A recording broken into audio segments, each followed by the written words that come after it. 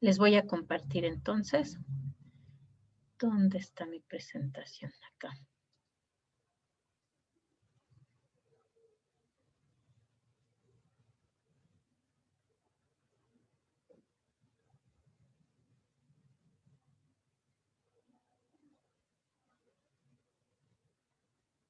Según yo ya había arreglado la presentación de lo que la otra vez estaban y ahorita que la volví a abrir, otra vez ya se desconfiguró la primera parte. ¿Quién sabe por qué cada que abro como que reorganiza? Lo del tema de hoy sí está bien, pero lo anterior otra vez ya está desconfigurado. Vale, pues, aunque me haga de enojar esta presentación.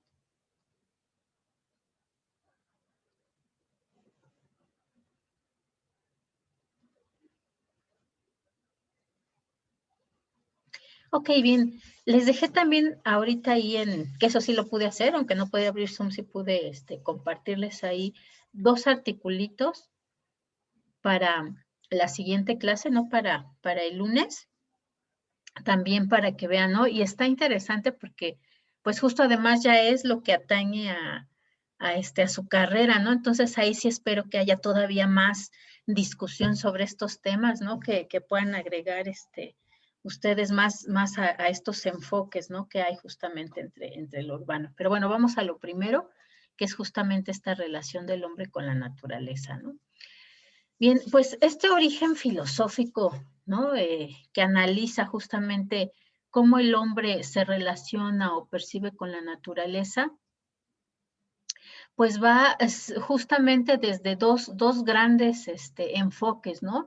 La concepción científica o la concepción no científica del mundo, que además relaciona justamente la materia con la idea, ¿no? Que es algo más, podríamos decir, más etéreo, más espiritual, de justamente cómo percibimos, ¿no?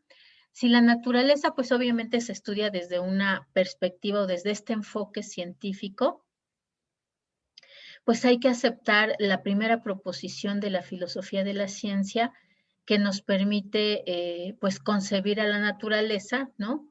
Como un ente inteligible y que el ser humano es capaz de comprenderla. Entonces, nosotros somos justamente los que percibimos a la naturaleza, no la naturaleza a nosotros. Pero bueno, la naturaleza visto como un ente, ¿no? Porque en realidad, como todo gran, ¿qué podemos decir? Este gran entorno que nos incluye, pues obviamente la naturaleza nos percibe, ¿no? Y nos percibe de una forma muy clara, probablemente aunque no nos comprenda. Y justamente de este análisis o de este pensar y repensar la naturaleza, pues justamente viene el concepto de metafísica que es, pues etimológicamente, ¿no? Considerar lo que va más allá de lo físico. Y viene de la raíz physis, que en griego antiguo quiere decir naturaleza justamente, ¿no? Es la naturaleza de las cosas, la naturaleza de la vida, la naturaleza percibida. Luego entonces la naturaleza pues va a ser un conjunto de cosas fijas, ¿no? Y en realidad pues tiene un enfoque idealista, ¿no? Es algo que aunque nosotros queramos no podemos alcanzarlo a ver todo o sobre todo cuando el ser humano pues está en pequeñas comunidades, la percibía a su alrededor, pero no tenía esta idea, ¿no? De lo que justamente es, por ejemplo, todo el planeta o toda la naturaleza, o todos los ecosistemas, o todos los climas, o todos los tipos de suelo. Y también hay, bueno, una concepción más mecanicista que pues justamente considera, ¿no? El movimiento sin historia, ¿no? Porque además se considera que la historia existe como tal, pues a partir de que existe el hombre, el ser humano.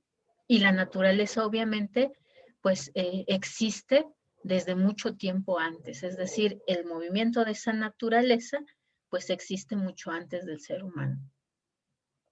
Ya, por ejemplo, en los primeros filósofos que empezaron a cuestionarse, a preguntarse qué era esto de la naturaleza, pues se introduce esta concepción dual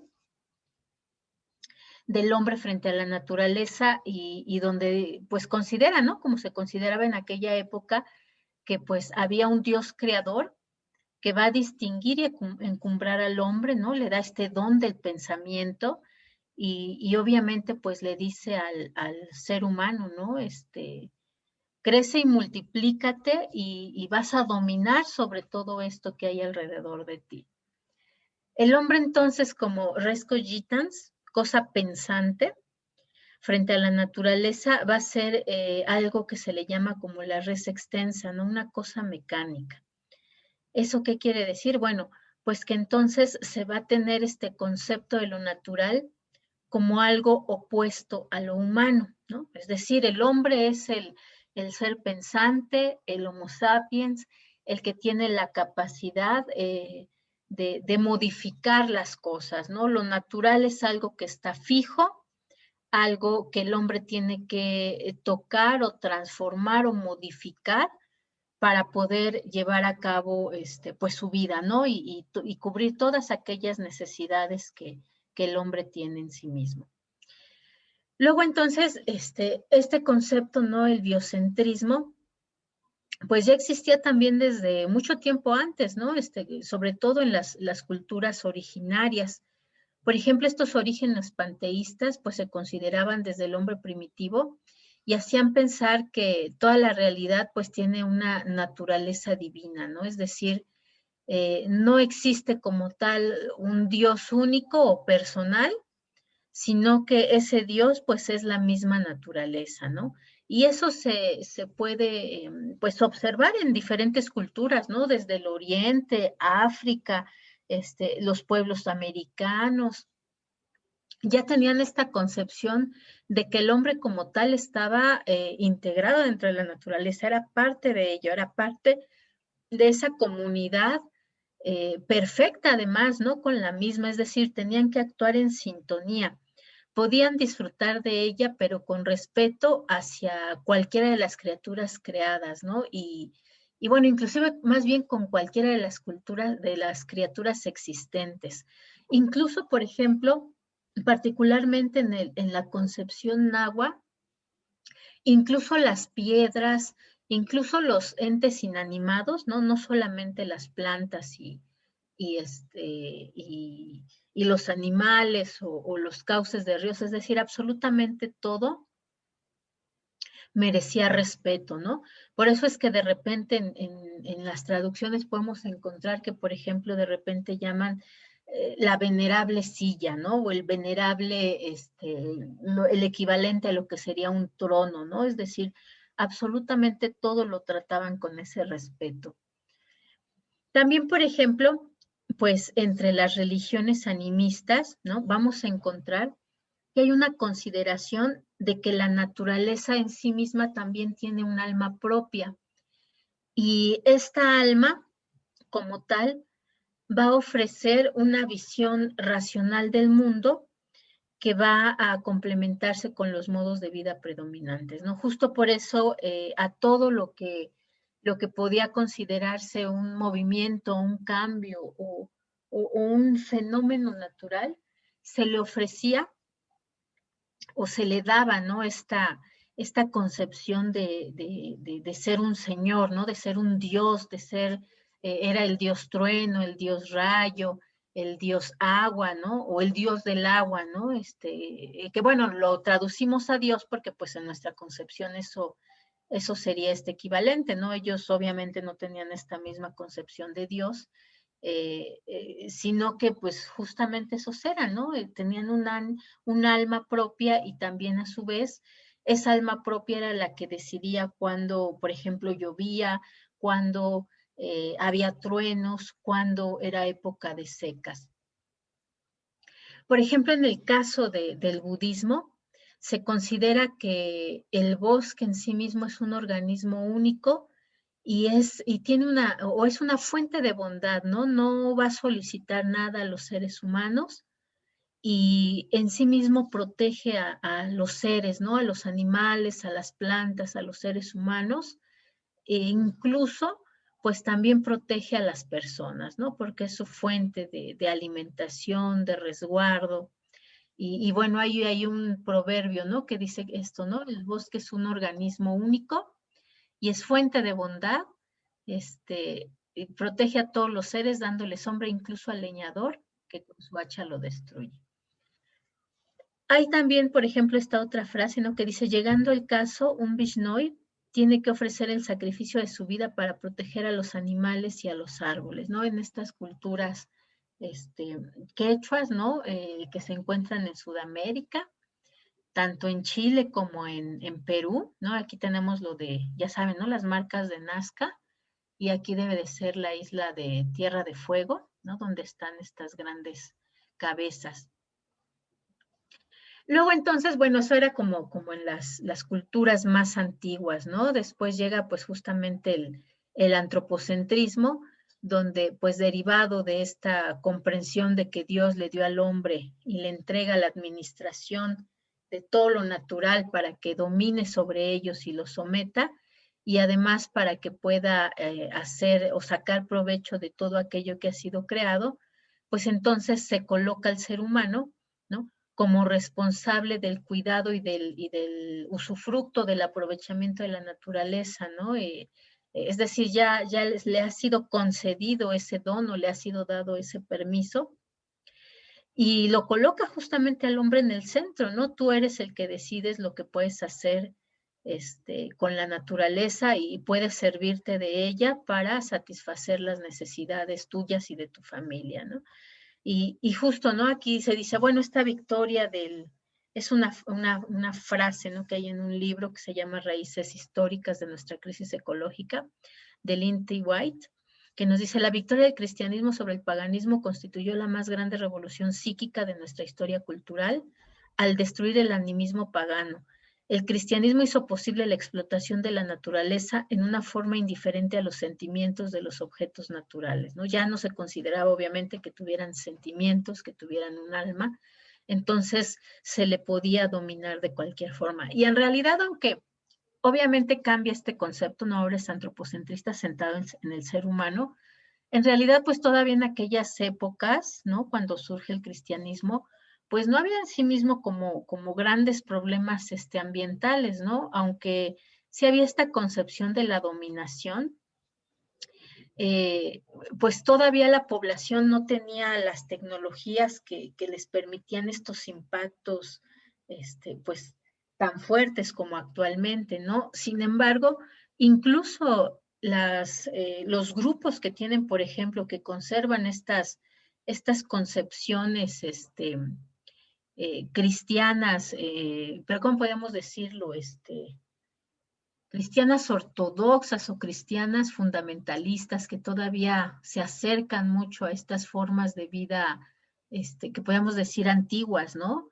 Sencillas, también llegan a ser sumamente depredadoras en la actualidad, ¿no? Por ejemplo, particularmente en México tenemos un problema con los menonitas, ¿no? Que son cristianos ortodoxos, algunos son mormones, y llevan una forma de vida también muy sencilla. Sin embargo, pues justamente como ellos a lo que se dedican es a sembrar, ¿no? A la agricultura y a la ganadería, los impactos actuales sí llegan a ser tremendos, ¿no? En particular, por ejemplo, ha habido, ¿cómo podríamos decirlo? Diferencias, particularmente en Yucatán, ¿no? En la Riviera Maya, donde han llegado algunas comunidades menonitas que se han desplazado de Chihuahua, del norte de México hacia el sur, y pues ellos llegan y dominan a la naturaleza, ¿no? Es decir, desmontan, algunos que son más modernos usan tractores, otros siguen usando pues la yunta y los animales, pero pues es su característica, ¿no? Ellos donde llegan desmontan y empiezan a producir, ellos lo que buscan son tierras fértiles que les permitan cultivar, ¿no? Y eso pues justamente rompe con la forma o con el modo sobre todo de las comunidades originarias, ¿no? Y sí llegan a afectar, actualmente, por ejemplo, están impactando mucho en el agua, en la cantidad de agua que usan y en el impacto en el suelo, porque pues obviamente el suelo de Yucatán pues no es igual que el suelo de Sonora, ¿no? La cantidad de cenotes que hay pues permiten que se comunique absolutamente todo por el subsuelo, ¿no? Y por el agua. y en particular el tipo de producción, pues que justamente tiene este enfoque, ¿no? De aprovecha la naturaleza, explota los recursos naturales, pues ha provocado impactos sobre todo ¿cómo se llama? En los apicultores. Entonces, por ahí busquen en YouTube o en Facebook, hay algunos documentales o algunos reportajes justamente sobre estos conflictos que ha habido, ¿no? Entre los menonitas en particular y los apicultores de Yucatán, y es interesante, ¿no? Pero justo viene pues de estos enfoques, ¿no? Que además pues llevan años, ¿no? En que se tiene este enfoque. De hecho, el antropocentrista pues ha perdurado suficiente en la Tierra como para ser un problema. Después viene el enfoque de mayordomía responsable, donde se considera que sí, los problemas ambientales pues obviamente son responsabilidad del hombre, y pues por lo tanto el hombre tiene que tener o fundamentarse en una ética ambiental, particularmente no en este enfoque de mayordomía responsable, en un principio bíblico que dice que el hombre no es el señor de la creación, ¿no? Sino simplemente su administrador. Y bueno, este enfoque lo tienen normalmente en las comunidades hebreas y árabes, ¿no? Después viene este concepto ya más hacia acá, más hacia las épocas modernas, podríamos decir, de la relación entre ciencia y naturaleza, en una obra que se publica que se llama Fumifugium. Nos dice que la nocividad del aire y del humo de Londres dedicada a su sagrada majestad y al Parlamento. Esta parte es importante porque justamente en esta época, ¿no? Entra lo que podemos llamar ya la sociedad moderna, y entra muy fuerte con la revolución industrial, ¿no? Con la entrada de la locomotora, con la entrada pues de estos motores mecánicos que generaban una gran cantidad de impacto ambiental, ¿no? Es decir, consumían una gran cantidad de madera para poder trabajar, y carbón de hulla. Y pues a su vez, pues obviamente por este proceso de combustión, pues contaminaban realmente las ciudades, ¿no? En particular Londres. Y pues justamente por esta razón empiezan a surgir las primeras instituciones científicas y conservacionistas, ¿no? Surge, por ejemplo, la Sociedad Zoológica en Londres, la de preservación de los bienes comunales, bueno, de los comunales, pero son los bienes comunales, la Real Sociedad de Protección de Aves, la Sociedad Británica para la Conservación de Flora y Fauna, ¿no? Porque ya se veía que ese impacto del modelo económico que estaba surgiendo, que había surgido hace algunos años, pues iba a ser una cuestión complicada, ¿no? Iba a tener un impacto importante. Lo voy a apagar tantito, nada más para que no oigamos la música. Y bueno, surgen entonces también, ¿no? Un poco después de esta época que surgen todas estas sociedades, pues todos estos exploradores naturalistas, ¿no? Nosotros tenemos, por ejemplo, de los más conocidos en México, pues por supuesto Humboldt, ¿no? Que se dedicaban justamente a investigar, descubrir, dibujar, clasificar, dar a conocer, pues lo que había no solamente en su entorno, sino que empezaron a dirigirse a lugares muy lejanos justamente para clasificar, ¿no? Todas las especies que encontraban. Y justo en esa época pues inicia este pensamiento ecológico, particularmente con Ernst Haeckel, que acuña el término de ecología. Pues surge, ¿no? Este enfoque ecológico, ¿no? Que ya habíamos comentado antes, que viene del griego oikos y logos, ¿no? Que es como tal, pues justamente quienes se encargan de estudiar o de analizar el entorno. Particularmente analizan la existencia de flujos de materia y energía en el medio ambiente.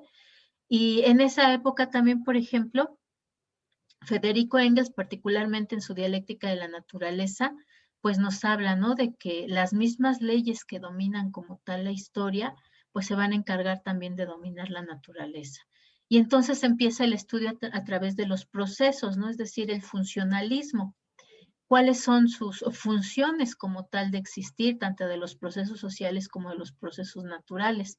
Y entonces, pues rompe con estas teorías estáticas o con el mecanicismo que dice, pues la naturaleza ahí está, existe, es inanimada, no se modifica, no se transforma, ¿no? Y bueno, surge también entre estos primeros ecologistas, pues justamente este concepto de ver a la Tierra como un sistema, ¿no? Empiezan los primeros análisis sistémicos. Por ahí tenemos que Kropotkin, quien era un geógrafo también naturalista, ¿no? Pues de la época, escribe este libro que se llama Campos, Fábricas y Talleres, donde considera que la comunidad, ¿no? Que es igualitaria y de carácter local, pues debe de convivir en una situación de respeto entre el medio ambiente y el ser humano, ¿no? Es decir, evitar estas contaminaciones excesivas que se veían particularmente en Londres o en los núcleos de los burgos, ¿no? De aquella época. Y pues entonces tienen este enfoque ya más sistémico que repiensa justamente la capacidad del ser humano para impactar en la naturaleza. En particular, pues elabora una investigación sobre la cooperación, ¿no? Y aquí me faltó una autora que es más o menos moderna también, a ver si la encuentro y la agrego.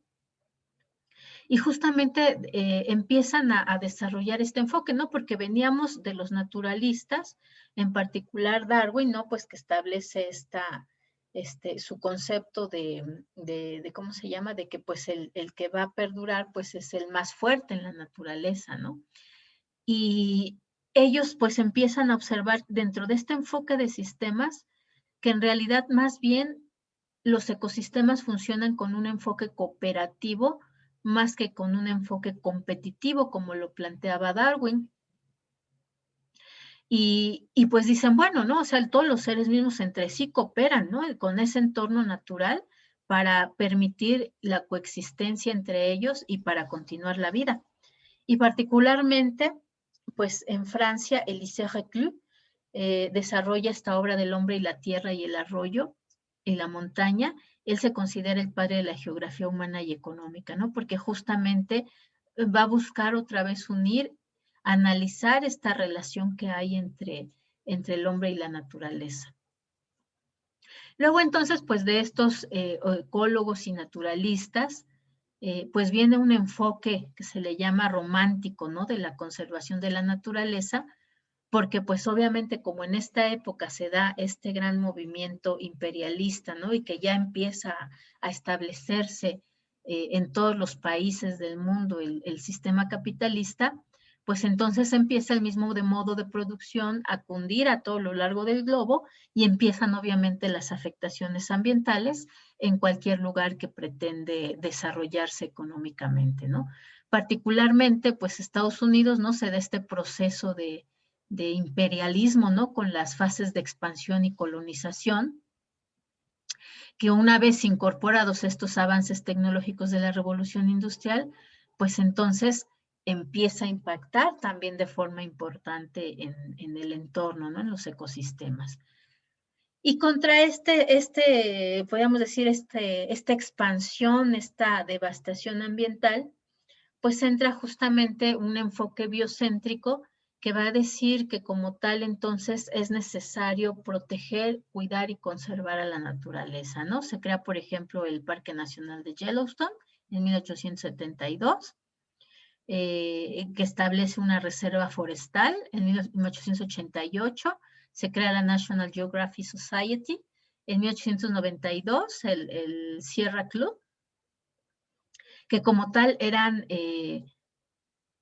organizaciones que se encargaban justamente de proteger o de conservar, ¿no? Con esta idea de que contra esta expansión lo que había que hacer era mantener intacto los espacios naturales, ¿no?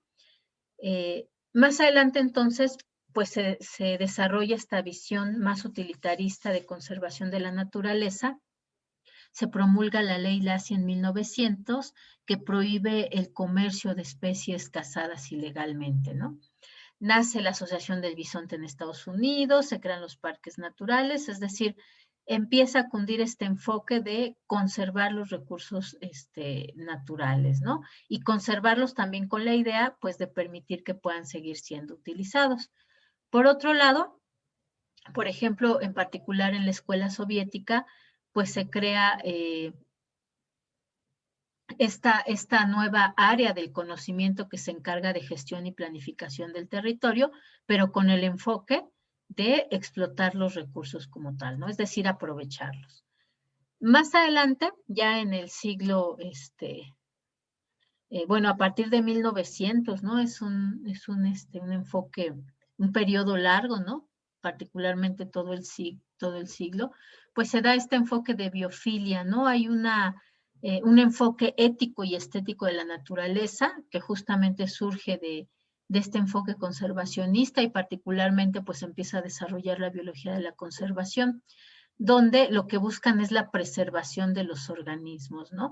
Y justo en esta época, por ejemplo, pues surgen todas estas áreas naturales, se crea la Convención para la Preservación de la Vida Salvaje, se empiezan a elaborar a nivel internacional ya convenios de protección de flora y fauna, de regulación de caza de ballenas, por ejemplo, de la conservación de la naturaleza y los recursos naturales, ya en los organismos internacionales, ¿no? Particularmente en la UNESCO. En los 60 se crea la World Wide Foundation y en el 62 se publica el libro La Primavera Silenciosa de Rachel Carson. Voy a ver si se los puedo compartir, creo que lo vi electrónico. La Primavera Silenciosa, además, pues plantea también una situación, ¿no? Donde dice, pues justo esto que nosotros estamos haciendo, ¿no? De transformar el ecosistema con este enfoque productivista, pues lo que genera es que a su vez se convierta en el medio ambiente en algo dañino para nosotros. Rachel Carson en particular hizo pues tanto estudios científicos como una campaña en contra del uso del DDT, ¿no? Que era expandido justamente para eliminar insectos, eliminar hierbas para permitir una mayor productividad de la agricultura, pero pues que a su vez el DDT era tan dañino para las personas, ¿no? Entonces ella hizo una gran campaña en contra de eso y se reconoció el impacto negativo del DDT todavía hasta años después de que ella murió. Ya después entra una parte de institucionalización, ¿no? Donde ya se crearon organismos internacionales y entonces estos organismos internacionales, ¿no? Como convenciones de naciones, empiezan a establecer ya acuerdos a partir de identificar los impactos que puede haber, ¿no? Entonces, así se crea en el 68 la Conferencia de la Biosfera, donde se crea o se convoca la Asamblea Mundial de la Conferencia Mundial de Medio Ambiente. Inicia el programa del hombre y la biosfera. En el 71, pues se crea una convención para rescatar la importancia de los humedales, ¿no? Y de sus ecosistemas en general, ¿no? Las aves acuáticas, las plantas acuáticas. En el 72 se da la Conferencia de Naciones sobre el Medio Ambiente Humano en Estocolmo, y se establece la Declaración de Estocolmo, que es muy importante porque es la primera vez que es reconocida la necesidad y la importancia de la protección y de la mejora del medio ambiente, ¿no? Y se da también justamente porque habíamos platicado, ¿no? Que en 1970 se da este paro por escasez o por el incremento de los precios del petróleo, en particular en Estados Unidos y Europa, que hace que entonces prácticamente sea tan caro el petróleo que muchas personas no puedan comprarlo, ¿no? Entonces, ahí es donde se empieza a vislumbrar que si no se cuida el medio ambiente, el planeta tiene límites, ¿no? Ya no es este enfoque mecanicista de que todo es vasto, todo está intacto, nada se mueve y siempre vamos a poder aprovechar los recursos naturales, ¿no? Aquí,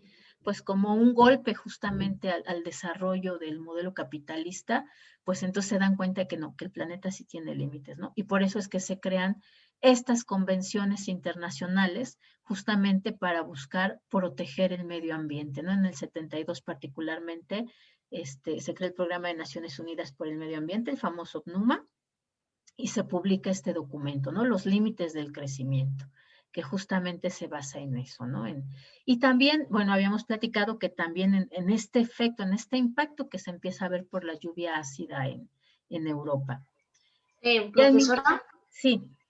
Bueno, sobre lo que usted decía sobre eso de que hay límites, pues eso es muy cierto porque, bueno, yo de lo que he investigado de todo eso, apareció que el 70% de la diversidad total de los ecosistemas y especies solo se concentra en 17 países de los que hay en todo el mundo y que muchos de ellos se cree que muy pronto van a desaparecer debido a que están en amenaza de pérdida de hábitat.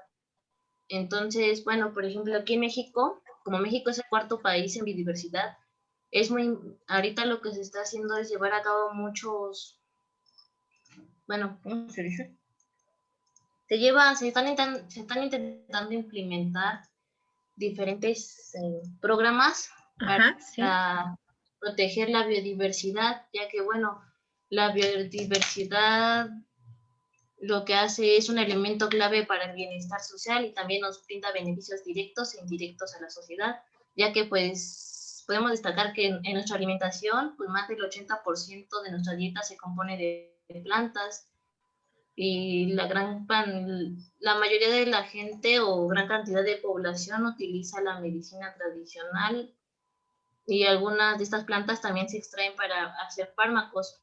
Y no solamente eso, sino que la biodiversidad también es importante en México por el turismo, ya que el turismo en algunas áreas protegidas genera incluso hasta 500 millones de dólares anuales. Así que, bueno, y la biodiversidad también nos brinda diferentes beneficios como la mitigación de inundaciones, mitigación de sequías, mantenimiento de zonas costeras y también en el agua incluso, porque en el agua lo que hace es que mantiene su calidad, su mantenimiento de calidad y aparte pues nos suministra también agua. Por eso, bueno, creo que sí es muy importante eso de proteger la biodiversidad. Claro, ¿no? Porque justamente permite la vida y permite el desarrollo en sí mismo de, pues de nuestras actividades económicas, ¿no? Entonces, sí, justo los enfoques han cambiado, ¿no? Y lo más triste es que han cambiado una vez que vemos los impactos, ¿no? Es decir, mientras no nos afecta, pueden desaparecer especies y nosotros seguimos iguales, ¿no? Hasta el momento en que vemos que nos está afectando a nosotros como especie, es decir, aunque teóricamente ya pasó, sigue habiendo esta concepción antropocentrista, ¿no? Es decir, hasta que no nos afecta a nosotros, no empezamos a organizarnos para modificar o para proteger el medio ambiente, ¿no? Y pues justo eso es lo que hace falta cambiar, justo por todo esto que mencionaste, ¿no? El impacto en la biodiversidad es grande por parte de nuestro modo de producción y de nuestro modo de consumo y es indispensable, ¿no? Este, porque nos da alimento, porque nos da medicinas, porque nos da actividad económica de turismo, ¿no? Es decir, ¿qué haría México, por ejemplo, sin esta biodiversidad, ¿no? Sin esta diversidad de playas, de climas, de suelos. O sea, pues en realidad seríamos un país pobre, ¿no? Entonces, sí, es súper interesante y está muy bien que nos hayamos quedado hasta aquí, porque justo la próxima clase vamos a ver esto del urbanismo, pero justo yo también tenía considerado que este tema de las convenciones había que dejarlo para una clase completa porque es muy importante, ¿no? Y por lo menos que ustedes conozcan cuáles son estas convenciones y convenios que existen y les voy a compartir por ahí los documentos, ¿no? A lo mejor, aunque ahorita no lean todos, pero sí descárguenlos, guárdenlos para que en algún momento que tengan tiempo o que lo necesiten para otras asignaturas, tengan ustedes todos estos documentos que son la base de todas estas convenciones y de toda esta organización internacional, ¿no? Y bueno, pues por lo pronto lo dejamos hasta aquí. Lean por favor los dos artículos que les dejé, porque aparte, pues eso es lo mero, mero, suyo, ¿no? De urbanismo y su relación con la sostenibilidad y la sustentabilidad de las ciudades. Entonces, ahí sí, sí es indispensable, ¿no? Porque si terminan este curso y luego sus maestros de los semestres que vengan les preguntan, oigan, ¿ustedes cuál es el enfoque? Que bla, bla, no, pues ni idea, ¿no? Qué vergüenza van a decir que nunca vimos eso. Les dejé dos articulitos ahí en Edmodo. Uno es, ahorita les digo.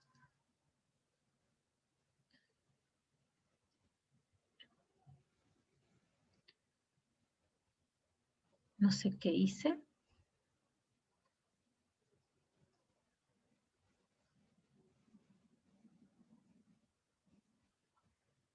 Uno se llama Medio Ambiente y Sustentabilidad Urbana y el otro se llama Recursos Ambientales Urbanos, ¿no? El primero, pues, es este como para ver cuál es esta relación entre el medio ambiente y la sustentabilidad urbana, y la otra ya se ve específicamente, ¿no? A cuáles son los recursos y cómo se deben de manejar en una ciudad o para uso público. Entonces, les pegué la liga ahí en Edmodo para que ahorita lo chequen y de una vez los descarguen, o si los van a revisar en el celular, los pongan ahí en una pestañita a la mano, y de eso vamos a platicar la próxima clase, ¿vale? Ahí lo checa Yuri para que vea si ahí están ya en el modo. Y bueno, sería todo por esta clase, chicos. Si no tienen alguna otra duda, pregunta, nos vemos entonces el próximo lunes, ¿vale? Sí, profesora, gracias. Hasta el lunes. Gracias. Lindo fin. Igualmente, que se la pasen bonito. Bonito fin.